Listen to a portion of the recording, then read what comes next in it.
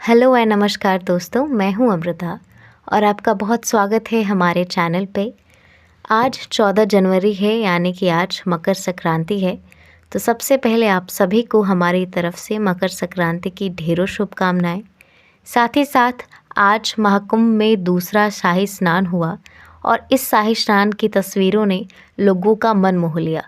तो हमने सोचा क्यों ना आज मकर संक्रांति और इस महाकुंभ में हुए शाही स्नान के मौके पर इस 2025 में होने वाले इस महाकुंभ के कुछ खास बातों, कुछ इंटरेस्टिंग बातों की चर्चा की जाए। तो चलिए वीडियो की शुरुआत करते हैं। तो चलिए महाकुंभ 2025 के कुछ खास बातों को जानते हैं। प्रयागराज यानी कि इलाहाबाद इन दिनों आकर्षण का केंद्र बना हुआ है, क्योंकि इस बार हर 12 साल बाद आयोजित होने वाले महाकुंभ मेले का आयोजन यहीं यानी कि प्रयागराज यानी कि इलाहाबाद में किया गया है। साथ ही साथ ये जो महाकुंभ 2025 है, ये अपने आप में खास इसलिए हो जाता है क्योंकि कहा जा रहा है कि लगभग 144 साल बाद, जी हाँ 144 साल बाद ऐसा संयोग बन रहा है जो इस महाकुंभ को और अहम और ख़ास बनाता है। आप सबको पता होगा कि महाकुंभ मेले का आयोजन भारत के 4 शहरों में किया जाता है और उन शहरों के नाम है नासिक, हरिद्वार, प्रयागराज यानी कि इलाहाबाद, जहाँ पर इस बार इस महाकुंभ मेले का आयोजन किया गया है, और चौथा है उज्जैन। और क्या आपको पता है कि आखिर महाकुंभ मेले का आयोजन करने के लिए आखिर क्यों इन सिर्फ 4 शहरों को चूज़ किया गया है? ऐसा क्या खास है इनमें? तो इसके पीछे एक कहानी है। कहा जाता है कि जब समुद्र मंथन हुआ और उसमें से अमृत निकला, तो उस अमृत को पीने के लिए देवताओं और असुरों के बीच युद्ध हुआ, और उसी युद्ध के दौरान जो अमृत था उसकी 4 बूंदें इन्हीं चारों जगह पर गिरी। इसीलिए जब युद्ध समाप्त हुआ बहुत टाइम बाद और इस महाकुंभ का आयोजन शुरू हुआ, तो सिर्फ इन्हीं 4 जगहों पर महाकुंभ का आयोजन किया जाता है।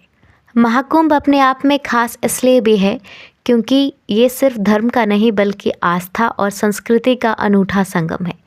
पूरे महाकुंभ में अगर कोई चीज़ लोगों का ध्यान सबसे ज़्यादा खींचती है तो वो इस महाकुंभ में आने वाले साधु, संत और अघोरी होते हैं। हमने न्यूज़ चैनल्स और सोशल मीडिया की मदद से देखा कि कई तरह के साधु संत अलग अलग मठों से, अलग अलग गुफाओं से, जहाँ वो तपस्या करते हैं, ध्यान लगाते हैं, और ख़ास करके जो नागा साधु हैं वो अपने अलग अलग रूपों में यहाँ इस महाकुंभ में पहुँचते हैं। और ये सारे साधु संत, इनका प्रवेश, इनकी सहभागिता इस पूरे महाकुंभ को और ख़ास बनाती है। अब बात करेंगे महाकुंभ में होने वाले शाही स्नान के बारे में। वो शाही स्नान जिसका इंतज़ार श्रद्धालु लंबे टाइम से करते हैं, और इस दिन वो ना सिर्फ स्नान करते हैं बल्कि वो पूजा अर्चना करके इस महाकुंभ का लाभ भी उठाते हैं। तो इस बार लगभग 6 शाही स्नान होंगे, जिसकी शुरुआत कल से यानी कि 13 जनवरी से ही हो गई है, और दूसरा जो शाही स्नान है वो आज यानी कि मकर संक्रांति के दिन हुआ।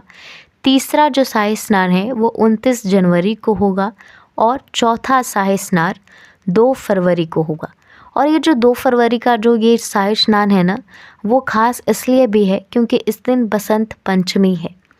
5वां शाही स्नान 12 फरवरी को होगा, और ये भी अपने आप में अहम योग है क्योंकि इस दिन पूर्णिमा है।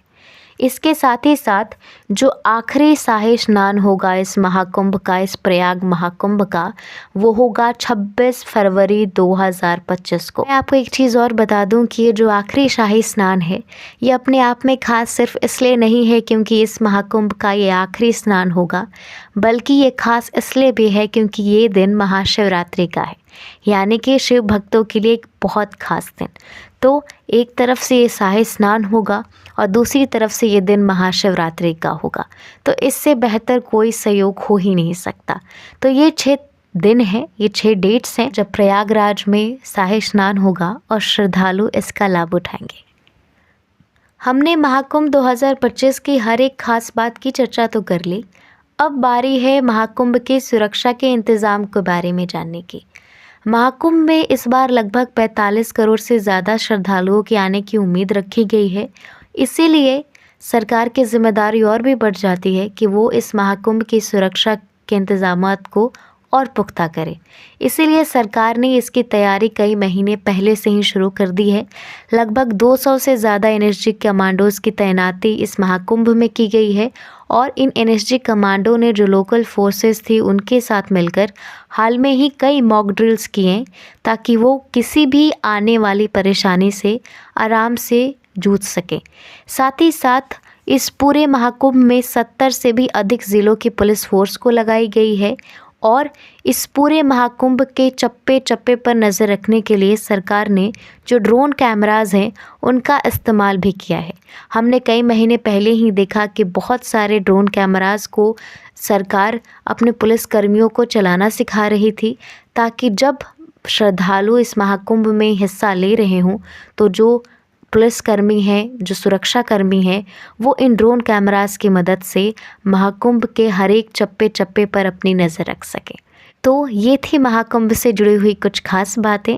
एक बार फिर से आपको मकर संक्रांति की बहुत सारी शुभकामनाएं। Thank you.